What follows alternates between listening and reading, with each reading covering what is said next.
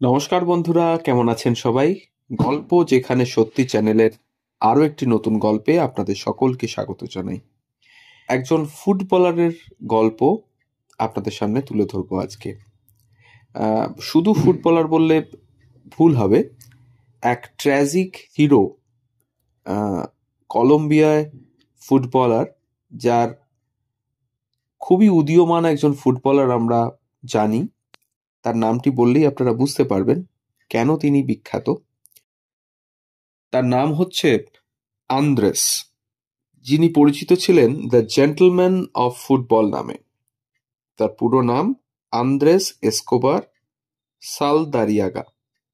এবার নিশ্চয়ই বুঝতে পেরেছেন কার কথা বলছি। হ্যাঁ, কলম্বিয়া সে বিখ্যাত ফুটবলার যিনি বিশ্বকাপ খেলার পরেই এক আততায়ীর গুলিতে যার প্রাণ গিয়েছিল। তারই জীবনের কিছু গল্প আপনাদের সামনে তুলে ধরছি। শুনতে থাকুন গল্প যেখানে সত্যি। আর যদি ভালো লাগে তাহলে একটু কাছের মানুষের সাথে শেয়ার করবেন আমাদের গল্পগুলো। আমাদের চ্যানেলে নতুন হলে অবশ্যই আমাদের চ্যানেলটিকে সাবস্ক্রাইব করে পাশে থাকবেন। 21 বছর বয়সে 30শে মার্চ 1988 সালে কানাডার বিপক্ষে অভিষেক হয় আন্দ্রেসের। কলম্বিয়া ম্যাচটিতে 3-0 গোলে জয়লাভ করে। 1988 সালে রিউস কাপে ইংল্যান্ডের বিরুদ্ধে একমাত্র আন্তর্জাতিক গোল করেন। ম্যাচটা ড্র হয় 1-1 গোলে। 1989 সালে কোপা আমেরিকাতে 22 বছর বয়সে 4টি ম্যাচ খেলার সুযোগ পান। তার দল কলম্বিয়া যদিও প্রথম রাউন্ড থেকে বিদায় নেয়। এই বছরের 1990 বিশ্বকাপ বাছাই পর্বে কলম্বিয়া প্লে অফ জিতে মূল পর্বের টিকিট পায়। দ্বিতীয় পর্বে গিয়ে রজার মিল্লার ক্যামেরুনের কাছে 2-1 গোলে হেরে বিদায়ও নেয়। এসকোবার 1991 সালের কোপা আমেরিকাতে 7টি ম্যাচ খেলার সুযোগ পান। 1994 সালের বিশ্বকাপ বাছাই পর্বে সুযোগ পাননি তিনি, যদিও বিশ্বকাপে তাকেই অধিনায়ক করে বিশ্বকাপ স্কোয়াড ঘোষণা করা হয়। গ্রুপ এর ম্যাচে রোমানিয়ার বিপক্ষে 1-3 গোলের হার দিয়ে শুরু হয় কলম্বিয়ার বিশ্বকাপ। দ্বিতীয় ম্যাচে আমেরিকার বিপক্ষে 1994 সালের 22শে জুন সেই ম্যাচে 34 মিনিটে আমেরিকান মিডফিল্ডার জন হার্কসের ক্রস ক্লিয়ার করতে গিয়ে আত্মঘাতী গোল করে বসেন এসকোবার। খেলায় কলম্বিয়া 1-2 গোলে হেরে যায়। দ্বিতীয় পর্বে যাওয়ার জন্য হয় জয়, অন্ততপক্ষে ড্র করার বিকল্প ছিল না কলম্বিয়ার কাছে। শেষ ম্যাচে সুইজারল্যান্ডের বিপক্ষে 2-0 গোলের জয় তাই কোনো কাজেই আসেনি কলম্বিয়ার।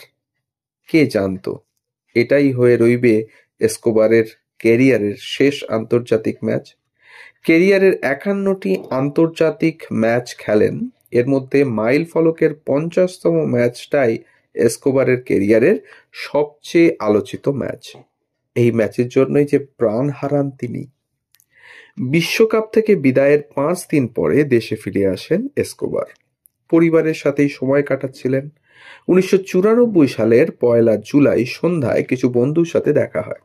তারা মেডেলিনের কাছেই এল পাবলাডো নামের একটি বারে যান। সেখান থেকে আনুমানিক রাত 3টে বের হয় বন্ধুরা। যে যার মতো বাড়ির পথ ধরেন। এসকোবার পার্কিং লটে গাড়িতে ওঠার সময় 3 জন দুষ্কৃতিকারী পথ রোধ করে এবং অযথা তর্ক জুড়ে দেয়। এসকোবার নিজেও যথেষ্ট সতর্ক হয়ে যান। এসকোবার বারবার তাদের বোঝানোর চেষ্টা করেন যে ভুলটি তিনি করেছেন তা সম্পূর্ণ অনিচ্ছাকৃত। এসকোবারের এই বোঝানোয় কোনো কাজ হয়নি। .38 ক্যালিবারের পিস্তল থেকে মোট 12টি গুলি এসকোবারকে ভেদ করে চলে যায়। প্রতিটা গুলি করে ধারাভাষ্যকারদের মতো চিৎকার করে আততায়ীরা বলে, গোল গোল, এই বলে তারা চিৎকার করতে থাকে। রক্তাক্ত এসকোবারকে রেখে একটা টয়োটা পিকআপ ভ্যানে করে তারা পালিয়ে যায়। গুলিবিদ্ধ এসকোবার হাসপাতালে পৌঁছানোর 45 মিনিট পর মৃত্যুর কোলে ঢলে পড়েন।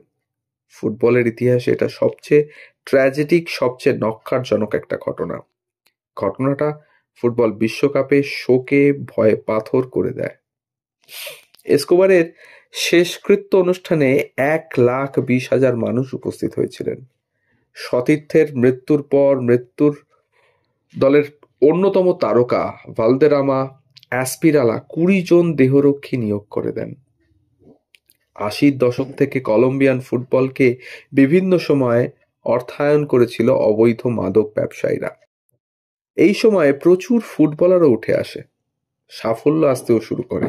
1994 সালের সেই বিশ্বকাপ বাছাই পর্বে এক ম্যাচে আর্জেন্টিনাকে 5-0 গোলে হারিয়ে প্রত্যাশার পারদকে অনেকটাই উপরে নিয়ে যায় কলম্বিয়া। বিশ্বকাপে তাই কলম্বিয়াকে নিয়ে অনেক আশা ছিল, তাদের ডার্ক হর্স বলেও মনে করেছিলেন অনেকে।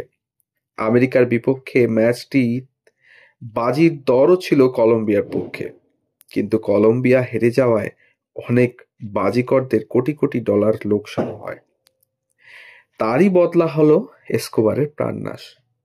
1995 সালে এসকোবারকে হত্যার দায়ে হামবের্তো ক্যাস্ট্রো মিউনোজ নামে এক ব্যক্তিকে গ্রেপ্তার করা হয়। তার সাথে মাদক ব্যবসায়ী পিটার ডেভিড ও ইউহান সান্তিয়াগোর যোগাযোগ ছিল। আদালতে এসকোবারকে হত্যার জন্য এই ব্যক্তিকে 43 বছরের কারাদণ্ড প্রদান করা হয়। কিন্তু দুঃখজনক হলেও সত্য, মিউনোজ মাত্র 11 বছর জেলে থেকেই তারপর মুক্তি পেয়ে যান। এসকোবারের জন্ম হয়েছিল এক মধ্যবিত্ত পরিবারে। বাবা ছিলেন একজন ব্যাংকার, বড় ভাই সাচি সাবেক ফুটবলার। অন্য সবার মতো এসকোবারও ছোট থেকেই ফুটবলার হওয়ার স্বপ্ন দেখতেন। স্বপ্ন পূরণও হয়েছিল, কিন্তু স্থায়ী হয়নি। ব্যক্তিজীবনে তিনি ইনস্টিটিউট অফ কর্নাডো গঞ্জালেজে স্নাতক ছিলেন। মৃত্যুর মাত্র 5 মাস আগে প্যামেলা কাসকার্ডোর সাথে তার বাগদানও সম্পন্ন হয়ে গিয়েছিল। যিনি পেশায় একজন ডেন্টিস্ট ছিলেন। ইটালিয়ান জায়ান্ট ক্লাব এসি মিলানের সঙ্গে কথা প্রায় পাকা হয়ে গিয়েছিল। বিশ্বকাপ শেষেই দলটিতে যোগ দেওয়ার কথা ছিল এসকোবারের। ফুটবলার হিসেবে হয়তো আরো উপরে উঠতেন এসকোবার, কিন্তু ফুটবল বিধাতা ভাগ্যে লিখে রেখেছিলেন অন্য কিছু।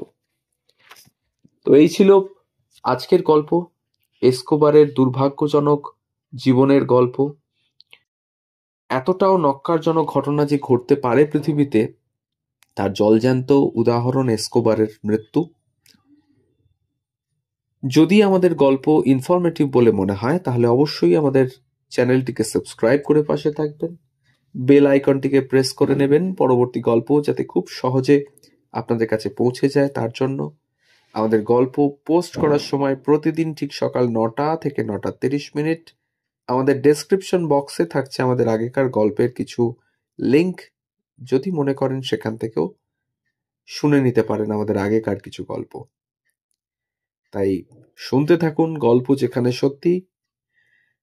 সবাই ভালো থাকুন, সুস্থ থাকুন। ধন্যবাদ।